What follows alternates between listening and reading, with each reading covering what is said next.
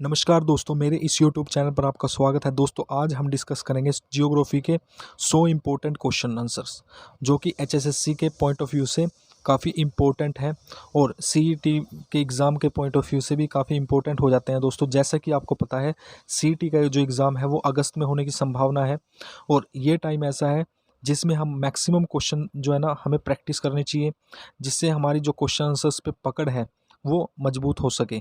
तो वीडियो को चलो शुरू करते हैं दोस्तों। अगर वीडियो अच्छा लगे तो लाइक कर दीजिएगा और चैनल को सब्सक्राइब कर दीजिएगा और दोस्तों के साथ ज़्यादा से ज़्यादा शेयर कीजिएगा दोस्तों। तो क्वेश्चन नंबर 1 है, सूर्य के चारों ओर परिक्रमा करने वाले खगोलीय पिंड क्या कहलाते हैं? तो इस क्वेश्चन का आंसर होगा ऑप्शन नंबर ए यानी ग्रह। जैसा कि आपको पता है, जो सूर्य है, सूर्य के चारों ओर जो है ना सभी ग्रह जो है वो चक्कर लगाते हैं और सूर्य जो है वो सेंटर में है और इसको कहा जाता है सौरमंडल। और सौरमंडल में टोटल ग्रह कितने हैं? वो 8 हैं दोस्तों। ठीक। क्वेश्चन नंबर 2 है, ग्रह की गति का नियम किसने प्रतिपादित किया था? तो इसका आंसर आएगा कैपलर ने। क्वेश्चन नंबर 3 है, सौरमंडल में कुल कितने ग्रह हैं? तो सौरमंडल में जो टोटल ग्रह हैं वो 8 हैं दोस्तों।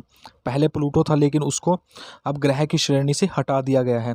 अब टोटल नंबर ऑफ प्लैनेट जो है वो 8 है दोस्तों। सूर्य से बढ़ती हुई दूरी के अनुसार ग्रहों का सही क्रम क्या है? तो इसका आंसर होगा, सबसे पहले जो इसमें क्वेश्चन जो पूछा गया है वो पूछा गया है कि सूर्य से बढ़ती दूरी के अनुसार ग्रहों का क्रम क्या है। यानी सबसे पहले सूर्य के नज़दीक कौन सा ग्रह है, उसके बाद दूसरा ग्रह, फिर तीसरा, फिर चौथा, ऐसे। तो सूर्य की जो नज़दीक जो ग्रह है वो बुध है, उसके बाद शुक्र है, उसके बाद पृथ्वी है और उसके बाद मंगल है। यानी ऑप्शन नंबर डी जो है वो करेक्ट हो जाएगा। क्वेश्चन नंबर 5 देख लेते हैं, सबसे चमकीला ग्रह कौन सा है? तो सौरमंडल का, हमारे सौरमंडल का सबसे चमकीला ग्रह है वह है शुक्र और इसको इंग्लिश में कहा जाता है वीनस।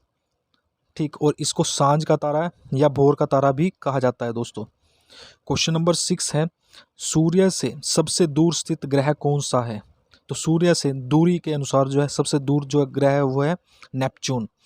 क्वेश्चन नंबर 7 है, निम्नलिखित में से सबसे गर्म ग्रह कौन सा है? अब सबसे गर्म ग्रह कौन सा है दोस्तों? वो है बुध ग्रह, क्योंकि सूर्य के बिल्कुल नज़दीक है तो ये जो है एनर्जी सबसे ज़्यादा गेन करता है, इसलिए ये सबसे गर्म ग्रह माना जाता है। क्वेश्चन नंबर 8 है, सूर्य से के धरातल का तापमान लगभग कितना होता है? सूर्य के जो धरातल है उसका तापमान लगभग 6000 डिग्री सेल्सियस होता है दोस्तों। क्वेश्चन नंबर 9 है, सूर्य के संगठन में सहायक गैस है।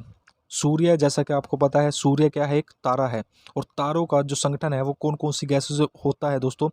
तो वो होता है हीलियम और हाइड्रोजन से। यानी जितने भी जो तारे हैं वो हीलियम और हाइड्रोजन गैस से मिलकर के बनते हैं। तो सूर्य का जो संगठन में सहायक गैसें हैं वो हीलियम और हाइड्रोजन हो जाएगी। क्वेश्चन नंबर 10 है, बिना उपग्रह वाले ग्रह कौन से हैं? जैसा आपको पता है, जो पृथ्वी है उसका उपग्रह कौन सा है? वो चंद्रमा है दोस्तों। और उपग्रह किसको बोलते हैं हम लोग? तो उसको बोलते हैं जो ग्रह है उसके जो चारों तरफ चक्कर लगाते हैं उनको उपग्रह बोला जाता है। जैसे सौरमंडल है, सौरमंडल के अंदर सन है, सन के चारों तरफ जो खगोलीय पिंड चक्कर लगाते हैं उनको ग्रह बोलते हैं और जो ग्रहों के चारों ओर जो खगोलीय पिंड चक्कर लगाते हैं उनको हम लोग बोलते हैं उपग्रह। तो ऐसे ही क्वेश्चन पूछा गया है कि बिना उपग्रह वाले ग्रह कौन से हैं? तो इसका आंसर हो जाएगा बुध और शुक्र। बुध और शुक्र जो है हमारे सौरमंडल के ऐसे 2 ग्रह हैं जिनका कोई उपग्रह नहीं है दोस्तों। और पृथ्वी का उपग्रह एक है जिसका नाम है चंद्रमा। क्वेश्चन नंबर 11 है, सूर्य के प्रकाश को पृथ्वी पर पहुंचने में लगभग कितना समय लगता है? तो इसका आंसर हो जाएगा लगभग 8 मिनट। क्वेश्चन नंबर 12 है, पृथ्वी का उपग्रह है। तो पृथ्वी का एकमात्र उपग्रह है जिसका नाम है चंद्रमा। क्वेश्चन नंबर 13 है, सी ऑफ ट्रैंक्विलिटी कहाँ पर है? तो इसका आंसर हो जाएगा चंद्रमा पर। क्वेश्चन नंबर 14 देख लेते हैं, सौरमंडल में सबसे बड़ा ग्रह कौन सा है? यानी कि क्षेत्रफल के अनुसार जो है सबसे बड़ा ग्रह कौन सा है? तो सबसे बड़ा ग्रह हो जाएगा बृहस्पति, जिसको इंग्लिश में कहा जाता है जुपिटर। क्वेश्चन नंबर 15 है, पृथ्वी के अतिरिक्त किस ग्रह पर वायुमंडल पाया जाता है? पृथ्वी के अतिरिक्त जो है कौन से ग्रह है जिस पर वायुमंडल पाया जाता है? तो इसका आंसर हो जाएगा मंगल ग्रह। और ये काफ़ी न्यूज़ में भी रहता है दोस्तों, क्योंकि यहाँ पे वायुमंडल है, इसी वजह से यहाँ पे जो पानी के सोर्सेज भी यहाँ पे दिखाई देते हैं। क्वेश्चन नंबर 16 देख लेते हैं। नीला ग्रह किसके के नाम से किसे जाना जाता है? तो ये इसका आंसर हो जाएगा पृथ्वी को। अब पृथ्वी के बारे में बात हो रखी है कि नीला ग्रह है, इसको क्यों कहते हैं? क्योंकि पृथ्वी पर दोस्तों 70% यानी कि 70% जो है वो पानी पाया जाता है और लगभग 30% जो है वो अर्थ यानी कि लैंड मास होता है। इस वजह से जो है ना 70% जो पानी की अवेलेबिलिटी होती है, इस वजह से इसको नीला ग्रह कहा जाता है।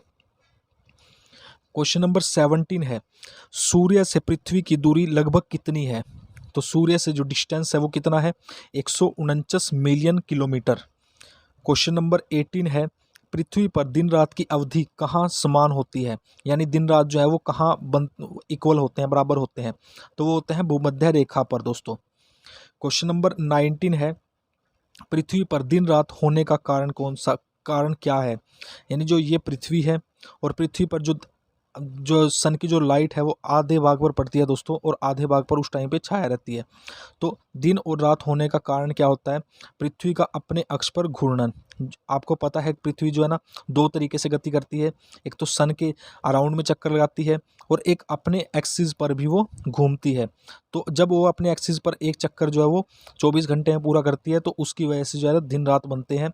और जब सन के अराउंड में वो एक चक्कर पूरा करती है और तो उसकी वजह से जो है सीजन बनते हैं, ऋतुएं बनती है दोस्तों। तो सन के अराउंड में चक्कर जो है लगभग 365 दिन में वो कंप्लीट करती है, यानी 1 साल के टाइम पीरियड में। तो इस क्वेश्चन का आंसर हो जाएगा option number A. Question number 20 देख लेते हैं। पृथ्वी की अपनी कक्षा में गति है, यानी पृथ्वी जो अपनी कक्षा में किस दिशा की तरफ गति करती है? तो इसका आंसर है पश्चिम से पूर्व की तरफ गति करती है। क्वेश्चन नंबर 21 है, सूर्य और पृथ्वी के बीच अधिकतम दूरी जिसको कि अपसोर कहा जाता है होती है, वो कब होती है? यानी कि पृथ्वी और सूर्य के बीच अधिकतम दूरी कब होती है, कौन सी डेट को होती है वो? तो इस क्वेश्चन का आंसर होगा 4 जुलाई को। और 4 जुलाई को जब पृथ्वी और सूर्य के बीच जब अधिकतम दूरी हो जाती है तो इस दूरी को नाम दिया जाता है अपसोर। नेक्स्ट क्वेश्चन है, क्वेश्चन नंबर 22 है, सूर्य और पृथ्वी के बीच न्यूनतम दूरी जिसको कि उपसौर कहा जाता है वो कब होती है दोस्तों? तो इस क्वेश्चन का आंसर होगा 3 जनवरी। यानी आपको ये याद रखना है कि सबसे जब सूर्य और पृथ्वी के बीच कम दूरी होगी उसको बोलेंगे उपसौर और वो 3 जनवरी को होगी। और सूर्य और पृथ्वी के बीच जब अधिकतम दूरी होगी उसको बोल देंगे अपसौर और वो होगी 4 जुलाई को। नेक्स्ट क्वेश्चन है, क्वेश्चन नंबर 23, निम्नलिखित में से किस तिथि को दिन रात बराबर होते हैं? आपने बताना है कि दिन और रात जो है वो कौन सी डेट को होते हैं। इस क्वेश्चन का आंसर होगा ए और सी दोनों, यानी कि 21 मार्च और 22 सितंबर को। क्वेश्चन नंबर 24 है, चंद्र ग्रहण का कारण है। चंद्र ग्रहण किसके कारण होता है दोस्तों? यानी कि चंद्र ग्रहण जो है वो कब लगता है? तो इस क्वेश्चन का आंसर होगा ऑप्शन सी, सूर्य और चंद्रमा के बीच पृथ्वी आ जाती है। यानी मान लीजिए ये सूर्य है और ये चंद्रमा है, तो जब जो है पृथ्वी इनके बीच में आएगी तो क्या कौन सा ग्रहण लग जाएगा?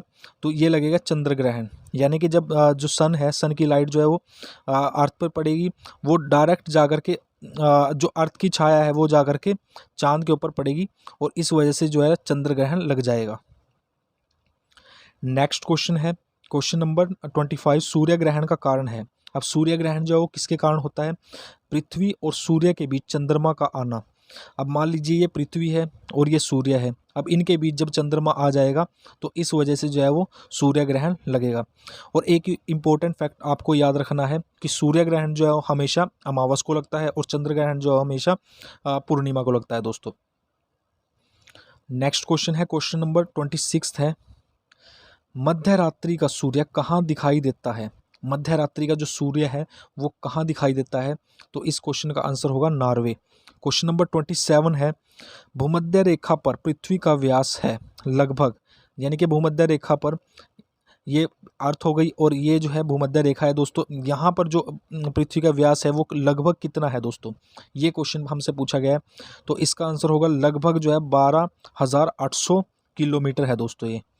क्वेश्चन नंबर 28 है, प्रधान मध्याह्न रेखा किस स्थान से होकर गुजरती है? तो इसका आंसर हो जाएगा ग्रीनविच से। प्रधान मध्याह्न रेखा कौन सी है दोस्तों? मान लीजिए ये अर्थ है, अर्थ के जब हॉरिजॉन्टल लाइन जो होती है इसको कहा जाता है भूमध्य रेखा, और जो वर्टिकल लाइन होती है यानी कि ऊपर से नीचे या उत्तर से दक्षिण, दक्षिण से उत्तर, ये जो लाइन है ये अर्थ को दो इक्वल पार्ट में डिवाइड करती है, तो इस लाइन को कहा जाता है प्रधान मध्याह्न रेखा, और ये 0 डिग्री पर होती है। तो ये जो रेखा है ये ग्रीनविच जगह से होकर के गुजरती है दोस्तों। नेक्स्ट क्वेश्चन है क्वेश्चन नंबर 29, एक देशांतर से दूसरे देशांतर के बीच कितना समय अंतराल होता है? अब आपको पता होना चाहिए कि देशांतर क्या होते हैं। मान लीजिए अर्थ है, और अर्थ में ये जो लाइन होती है इनको कहा जाता है देशांतर रेखाएं, यानी कि उत्तर से दक्षिण, दक्षिण से उत्तर जो रेखाएं होती हैं उनको कहा जाता है देशांतर रेखाएं। अब जो देशांतर रेखाएं हैं उनके बीच में एक एक डिग्री में, लगभग 1 डिग्री पे जो है ना वो कितना समय का अंतराल होता है। मान लीजिए देशांतर रेखाएं हैं दोस्तों। अब जो देशांतर रेखाएं हैं 1 डिग्री और 2 डिग्री, इनके बीच में जो है कितना समय अंतराल होता है दोस्तों? वो होता है लगभग 4 मिनट का। ठीक, तो इस क्वेश्चन का आंसर हो जाएगा 4 मिनट। क्वेश्चन नंबर 30 है, ध्रुवों की तरफ जाने पर अक्षांश रेखाओं के व्यास की प्रकृति कैसी होती है?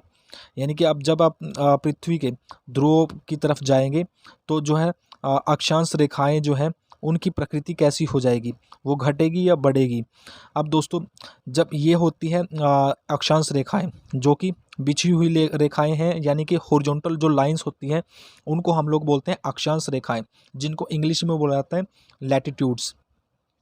अब ये क्या होती है कि भूमध्य रेखा पर तो ये काफ़ी, इनका जो सर्कल होता है काफ़ी बड़ा होता है, लेकिन जैसे जैसे आप ध्रुवों की तरफ यानी पोल्स की तरफ जाओगे तो इनका जो सर्कल होता है ये घटता चला जाता है। तो इस क्वेश्चन का आंसर हो जाएगा बी।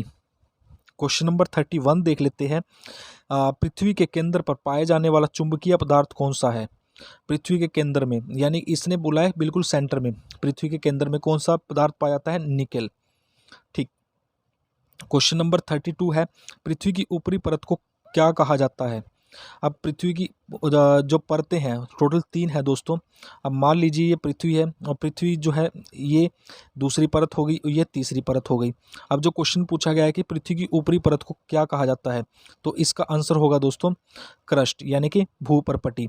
अब सबसे ऊपरी जो परत है इसको कहा जाता है क्रस्ट, और जो दूसरे नंबर की जो परत होती है उसको कहा जाता है मेंटल, और बिल्कुल इनर पार्ट होता है जो अर्थ का उसको कहा जाता है कोर या फिर क्रोड। तो इस क्वेश्चन का आंसर होगा क्रस्ट। नेक्स्ट क्वेश्चन देखते हैं, क्वेश्चन नंबर 33 है, पृथ्वी में कौन सा तत्व सर्वाधिक मात्रा में पाया जाता है? तो क्वेश्चन पूछा है कि पृथ्वी में कौन सा जो तत्व है सबसे ज़्यादा मात्रा में पाया जाता है, तो इसका आंसर होगा ऑक्सीजन। नेक्स्ट क्वेश्चन है क्वेश्चन नंबर 34 क्वेश्चन पूछा गया है कि पृथ्वी के लगभग कितने प्रतिशत भाग पर स्थल है? तो इसका आंसर होगा लगभग कितने भाग पर जो है स्थल है, तो 29% पर। और ये मैंने अभी बताया था कि स्थल जो है वो लगभग 30 या फिर 29 पॉइंट कुछ है, तो इतने परसेंट भाग पर तो स्थल है। और जो पानी की जो मात्रा है पूरी अर्थ के ऊपर वो लगभग 70% है दोस्तों, और 70% पानी की वजह से अर्थ को नीला ग्रह है, और इंग्लिश में इसको ब्लू प्लैनेट भी कहा जाता है। नेक्स्ट क्वेश्चन है क्वेश्चन नंबर 35, निम्नलिखित में से कौन सा कायांतरित चट्टान है? तो इस क्वेश्चन का आंसर होगा संगमरमर, और संगमरमर जो है चूना पत्थर से बनती है दोस्तों। नेक्स्ट क्वेश्चन है, धरातल के जिस स्थान पर सर्वप्रथम भूकंप का अनुभव किया जाता है वह कहलाता है? अब जो क्वेश्चन पूछा गया है कि धरातल के जिस स्थान पर सर्वप्रथम भूकंप का अनुभव किया जाता है उसको कहते हैं दोस्तों भूकंप अधिकेंद्र। ठीक। नेक्स्ट क्वेश्चन है क्वेश्चन नंबर 37, विश्व के सर्वाधिक भूकंप निम्न में से किस पेटी में आते हैं? तो इस क्वेश्चन का आंसर होगा ऑप्शन सी, परिप्रशांत महासागरीय पेटी में। नेक्स्ट क्वेश्चन है, रिएक्टर सेल से क्या मापा जाता है? तो रिएक्टर स्केल से दोस्तों भूकंप की तीव्रता मापी जाती है। नेक्स्ट क्वेश्चन 39 है, भूकंपीय तरंगों को किस यंत्र से नापा जाता है? भूकंपीय जो तरंगे होती है दोस्तों उसको किस यंत्र से मापा जाता है? तो उसको मापा जाता है सिस्मोग्राफ से।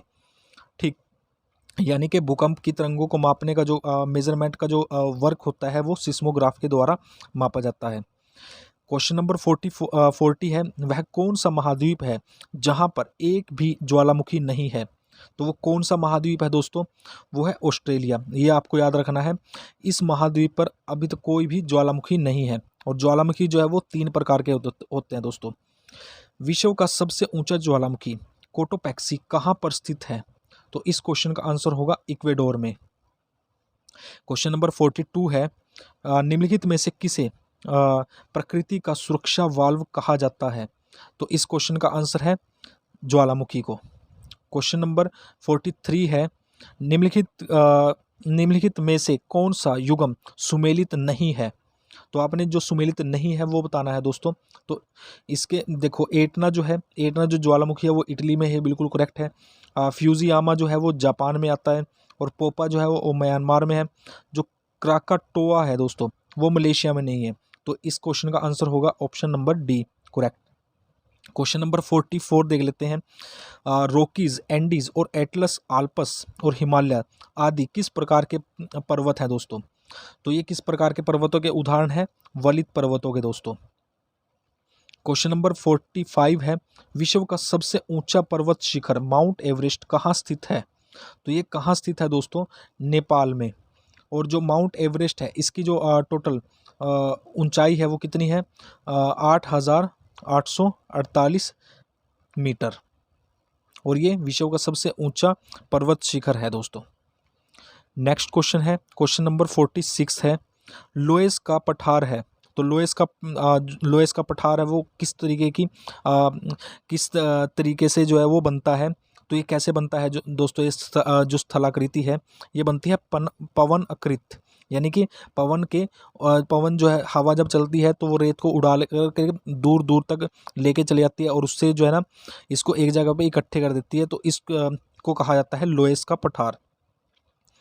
नेक्स्ट क्वेश्चन है, विश्व का सबसे सर्वाधिक ऊंचा पठार कौन सा है? तो सर्वाधिक ऊंचा पठार कौन सा है? तिब्बत का पठार। नेक्स्ट क्वेश्चन देखते हैं, क्वेश्चन नंबर 48 है, वायुमंडल का सर्वाधिक स्थायी तत्व क्या है? तो इस क्वेश्चन का आंसर होगा ऑप्शन डी, जलवाष्प। नेक्स्ट क्वेश्चन है 49, वायुमंडल में सर्वाधिक मात्रा में कौन सी गैस विद्यमान है? तो इस क्वेश्चन का आंसर है नाइट्रोजन। लगभग 78% जो है नाइट्रोजन पाई जाती है दोस्तों वायुमंडल में। और ऑक्सीजन की बात करें तो लगभग जो है 20% जो है वो ऑक्सीजन पाई जाती है, 20 या 21% जो है वो ऑक्सीजन पाई जाती है। नेक्स्ट क्वेश्चन देखते हैं, निम्नलिखित में से कौन सी गैस ग्रीन हाउस प्रभाव के लिए उत्तरदायी होती है? तो इस क्वेश्चन का आंसर होगा ऑप्शन सी, कार्बन डाइऑक्साइड।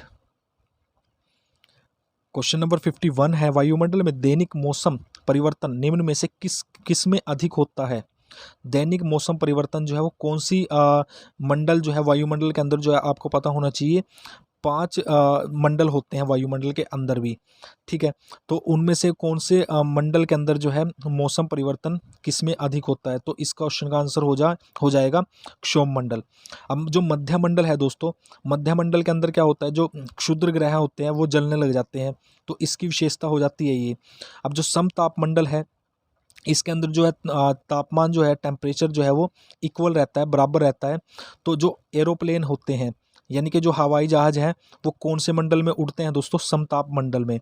और जो आयन मंडल है इसमें जो रेडियो वेव्स होती है, रेडियो की जो तरंगे होती हैं जो कि सिग्नल को कैच करने में हेल्पफुल होते हैं, जैसे कि हम लोग रेडियो वगैरह जो चलाते हैं या टीवी वगैरह जो चलाते हैं, उनकी जो तरंगे होती है, जो सिग्नल भेजने का जो काम करती है, वो यहाँ से मतलब जो भी हमारे पास जो सिग्नल आते हैं वो कहाँ से टकरा करके आते हैं? आयन मंडल से दोस्तों।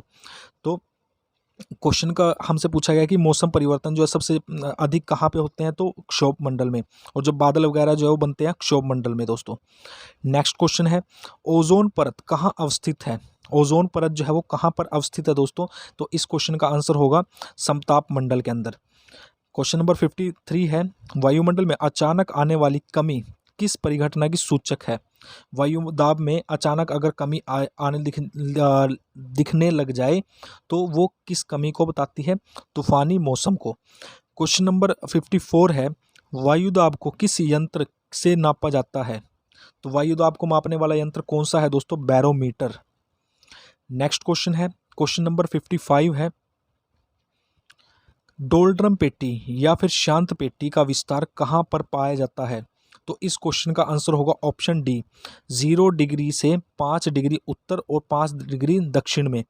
अब ये क्वेश्चन ऐसे है दोस्तों, ये हो गई हमारी अर्थ और ये हो गई भूमध्य रेखा। भूमध्य रेखा को हम 0 डिग्री पर रखते हैं और इसके उत्तर साइड में और दक्षिण साइड में 5 डिग्री उत्तर और 5 डिग्री दक्षिण में इस जो ये पेटी होती है इसको कहा जाता है शांत पेटी या फिर डोल्ड्रम पेटी। यहाँ पे क्या होता है कि टेम्परेचर जो है हाई होता है, यहाँ पे बारिश वगैरह भी होती है।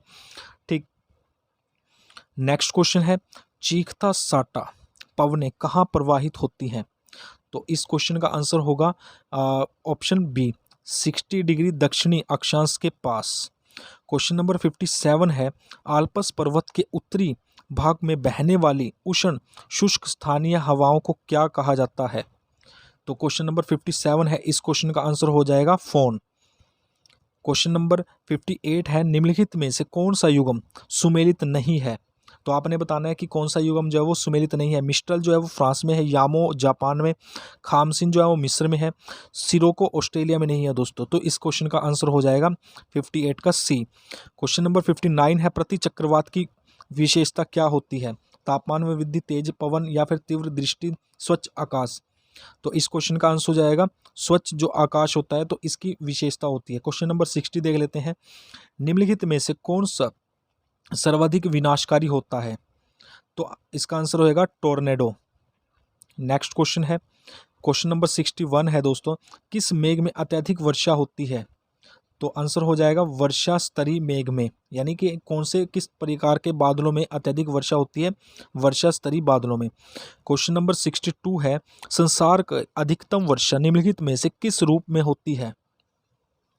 तो आंसर हो जाएगा पर्वतकृत, यानी कि जब पर्वत होते हैं, जैसे ये पर्वत हो गए और पर्वतों से टकरा करके जो बारिश होती है उसको बोलते हैं पर्वतकृत। जो संसार में अधिकतम वर्षा है दोस्तों वो होती है पर्वतकृत वर्षा।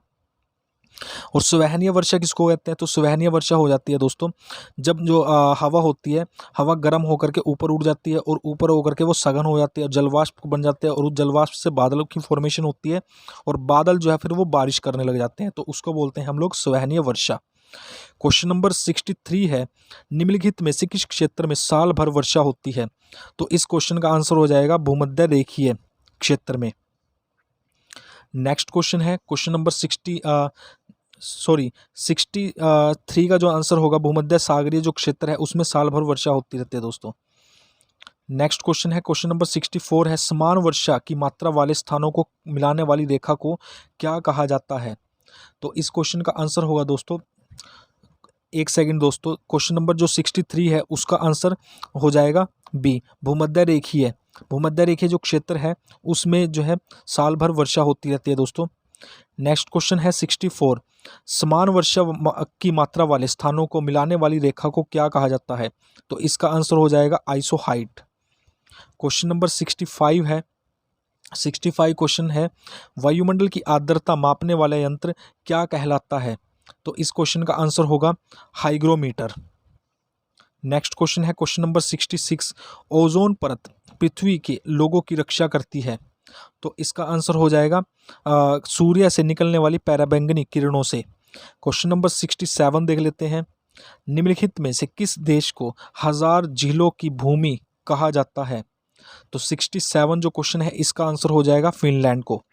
क्वेश्चन नंबर 68 है, विश्व की सबसे बड़ी मीठे पानी की झील कौन सी है? तो आंसर है सुपीरियर झील जो कि यूएसए में है। क्वेश्चन नंबर 69, विश्व का सबसे ऊंचा जलप्रपात कौन सा है? तो आंसर हो जाएगा एंजिल वाटरफॉल। क्वेश्चन नंबर 70 है दोस्तों, विश्व का सबसे बड़ा महासागर कौन सा है? तो आंसर हो जाएगा प्रशांत महासागर।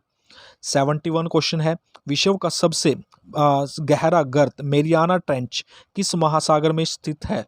तो इस क्वेश्चन का आंसर हो जाएगा प्रशांत महासागर में। नेक्स्ट क्वेश्चन देखते हैं, 72 क्वेश्चन है, पृथ्वी के कितने प्रतिशत भाग पर जल मंडल का विस्तार है? तो जल मंडल जो है वो यानी कि जल जो है वो कितने प्रतिशत भाग पे पाया जाता है अर्थ पे? तो लगभग 71% पर।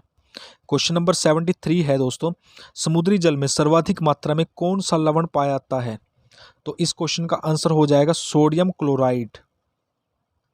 नेक्स्ट क्वेश्चन है सबसे लवणीय सागर कौन सा है? तो आंसर हो जाएगा मृत सागर, जिसको बोलते हैं डेड सी। क्वेश्चन नंबर 75 है पाक जल संधि किन दो देशों के को अलग करती है? तो इस क्वेश्चन का आंसर होगा भारत और श्रीलंका के को। दोस्तों मान लीजिए ये भारत है और ये हो गया श्रीलंका, और इनके बीच में जो एक पाक जल संधि है, ये इन दोनों को अलग करने का काम करती है दोस्तों, ये आपको याद रखना है। भूमध्य सागर और अटलांटिक महासागर को कौन सी जल संधि जोड़ती है? तो इस क्वेश्चन का आंसर होगा जिब्राल्टर जल संधि। क्वेश्चन नंबर 77 देख लेते हैं पनामा नहर किन दो महासागरों को जोड़ती है? जो पनामा नहर है दोस्तों, प्रशांत और अटलांटिक महासागर को जोड़ती है। क्वेश्चन नंबर 78 है स्वेज नहर जोड़ती है। स्वेज नहर किन किन को जोड़ती है दोस्तों? तो इसका आंसर होगा भूमध्य सागर को और लाल सागर को। क्वेश्चन नंबर 79 देख लेते हैं कौन सी नहर बाल्टिक सागर को उत्तरी सागर से जोड़ती है? तो आंसर हो जाएगा कील नहर। क्वेश्चन नंबर 80 है निम्नलिखित में से कौन सा युगम सुमेलित नहीं है? अभी हमने बताना है कि कौन सा युगम जो है वो सुमेलित नहीं है। लैब्राडोर ठंडी प्रकृति की होती है, अगुहास गर्म, और क्यूरोसो जो है वो गर्म होती है, गल्फ स्ट्रीम दोस्तों होती है गर्म। तो इस क्वेश्चन का आंसर हो जाएगा D gulf stream. Question number 81 है विश्व का सबसे ऊंचा ज्वार कहाँ आता है? तो क्वेश्चन नंबर 81 का आंसर होगा फंडी की खाड़ी में। क्वेश्चन नंबर 82 है ज्वार भाटा की उत्पत्ति में किसका प्रभाव अधिक होता है? तो आंसर 82 का आंसर हो जाएगा ऑप्शन सी चंद्रमा का। क्वेश्चन नंबर 83 है निम्नलिखित में से कौन सी नदी भ्रंश घाटी से होकर बहती है? तो 83 का आंसर हो जाएगा नर्मदा। अब जो नर्मदा और ताप्ती जो है दोस्तों भ्रंश घाटी से होकर के बहती है। अगर आपसे क्वेश्चन पूछ रहे हैं, मान लीजिए भारत है और भारत के जो है ना जो सारी नदियां हैं दोस्तों वो पूर्वी दिशा में बहती हैं। नर्मदा और ताप्ती ऐसी दो नदियां हैं जो भारत के पश्चिमी दिशा में बहती हैं दोस्तों, और ये डेल्टा का निर्माण नहीं करती हैं। बाकी जो पूर्वी दिशा की ओर बहती हैं सभी नदियां वो डेल्टा का निर्माण करती है दोस्तों। क्वेश्चन नंबर 84 है किस सभ्यता को नील नदी का वरदान कहा जाता है? तो क्वेश्चन नंबर 84 का आंसर है मिस्र की सभ्यता को।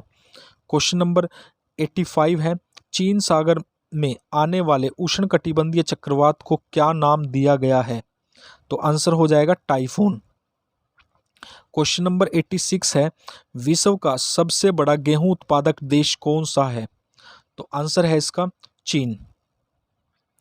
क्वेश्चन नंबर 87 है 87 क्वेश्चन जो है विश्व में केले का सबसे ज़्यादा उत्पादन कहाँ होता है? तो 87 क्वेश्चन का आंसर हो जाएगा भारत। 88 क्वेश्चन देख लेते हैं ब्राज़ील किसका प्रमुख उत्पादक है? तो ब्राज़ील में किसका उत्पादन सबसे ज़्यादा होता है दोस्तों? तो इस क्वेश्चन का आंसर हो जाएगा कॉफ़ी का। नेक्स्ट क्वेश्चन है क्वेश्चन नंबर 89 है निम्नलिखित में से कौन सा बंदरगाह कॉफ़ी पतन के नाम से भी जाना जाता है? तो आंसर हो जाएगा सेंटोस को। क्वेश्चन नंबर 90 है विश्व में चाय का सर्वाधिक उत्पादन किस देश में होता है? तो आंसर हो जाएगा चीन में। क्वेश्चन नंबर 91 है विश्व में प्राकृतिक रबड़ का सबसे बड़ा उत्पादक देश कौन सा है? तो आंसर हो जाएगा थाईलैंड। क्वेश्चन नंबर 92 देख लेते हैं विश्व में कृत्रिम रबड़ का सबसे बड़ा उत्पादक कौन सा है? तो कृत्रिम रबड़ का सबसे बड़ा उत्पादक है यूएसए दोस्तों। क्वेश्चन नंबर 93 है दुग्ध उत्पादन में किस देश का प्रथम स्थान है? तो दुग्ध उत्पादन में भारत का जो है वो प्रथम स्थान है दोस्तों। क्वेश्चन नंबर 94 है निम्न में से किसे हरित क्रांति का जन्मदाता कहा जाता है? तो इस क्वेश्चन का आंसर हो जाएगा नॉर्मन ई बोरलॉग को। अगर बात की जाए कि भारत में हरित क्रांति का जन्मदाता किसको कहा जाता है तो MS स्वामीनाथन को, लेकिन क्वेश्चन में पूछा गया है कि निम्न में से किसे हरित क्रांति का जन्मदाता कहा जाता है तो नॉर्मन ई बोरलॉग को। नेक्स्ट क्वेश्चन है क्वेश्चन नंबर 95 है सेरीकल्चर का संबंध है। तो सेरीकल्चर का जो संबंध है वो किससे है दोस्तों? रेशम कीट से। रेशम कीट की जो कल्टीवेशन होती है, खेती होती है, उसको कहा जाता है सेरीकल्चर। नेक्स्ट क्वेश्चन देख लेते हैं क्वेश्चन नंबर 96 व्यापारिक स्तर पर की जाने वाली विभिन्न प्रकार के फलों का उत्पादन क्या कहलाता है? तो इसको कहा जाता है दोस्तों हॉर्टिकल्चर। नेक्स्ट क्वेश्चन है क्वेश्चन नंबर 97। अब 97 क्वेश्चन में पूछा गया है कि विश्व का सबसे प्रमुख मत्स्य क्षेत्र ग्रांड बैंक कहाँ स्थित है? तो इसका आंसर हो जाएगा अटलांटिक महासागर में। क्वेश्चन नंबर 98 है स्वच्छ जल की मछली का सबसे बड़ा उत्पादक देश कौन सा है? तो इस क्वेश्चन का आंसर होगा चीन। क्वेश्चन नंबर 99 है विश्व में सर्वाधिक सोने का उत्पादन किस देश में किया जाता है? तो आंसर हो जाएगा चीन में। चीन है दोस्तों, इसमें सबसे ज़्यादा जो है सोने का उत्पादन किया जाता है। क्वेश्चन नंबर 100 पे आ गए हम दोस्तों। तो 100 क्वेश्चन नंबर है विश्व का कौन सा देश टीन का सर्वाधिक उत्पादन करता है? तो इसका आंसर हो जाएगा चीन। क्वेश्चन नंबर 101 है चांदी का सबसे बड़ा उत्पादक देश कौन सा है? तो चांदी का सबसे बड़ा उत्पादक देश जो है वो है पेरू। क्वेश्चन नंबर 102 है विश्व का सबसे बड़ा यूरेनियम उत्पादक देश कौन सा है? तो इस क्वेश्चन का आंसर हो जाएगा कजाकिस्तान। नेक्स्ट क्वेश्चन है क्वेश्चन नंबर 103 है विश्व में पवन ऊर्जा का सबसे बड़ा उत्पादक देश कौन सा है? पवन ऊर्जा का सबसे बड़ा उत्पादक देश जो है वो चाइना है दोस्तों। क्वेश्चन नंबर 104 देख लेते हैं विश्व का सबसे बड़ा कोयला उत्पादक देश कौन सा है? तो कोयला उत्पादक देश जो है दोस्तों वो हो जाएगा ऑप्शन बी यानी कि चाइना। क्वेश्चन नंबर 105 है संसार की सबसे महत्वपूर्ण जहाजी नहर कौन सी है? तो इस क्वेश्चन का आंसर हो जाएगा स्वेज कनाल यानी कि स्वेज जो नहर है। क्वेश्चन नंबर 106 है दोस्तों पिग्मी जनजाति निवासी है। तो पिग्मी जो है जनजाति है वो कहाँ के निवासी है?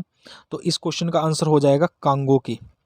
ठीक, तो दोस्तों हमने ये टोटल 106 क्वेश्चन जो है वो डिस्कस किए जियोग्राफी से, और ये आपके एचएसएससी के अपकमिंग एग्ज़ाम के पॉइंट ऑफ व्यू से काफ़ी इंपॉर्टेंट होने वाले हैं। हमें हरियाणा जीके प्लस में जो नेशनल जीके है वो हमें तैयार करनी है, उसकी प्रिपरेशन करनी है दोस्तों, और हर एक क्वेश्चन का जो है वो प्रैक्टिस करनी है, तभी हमारा जो एग्ज़ाम है वो क्रैक कर सकते हैं हम लोग। तो दोस्तों अगर वीडियो आपको अच्छा लगा हो, यूज़फुल लगा हो, तो प्लीज़ लाइक कीजिएगा।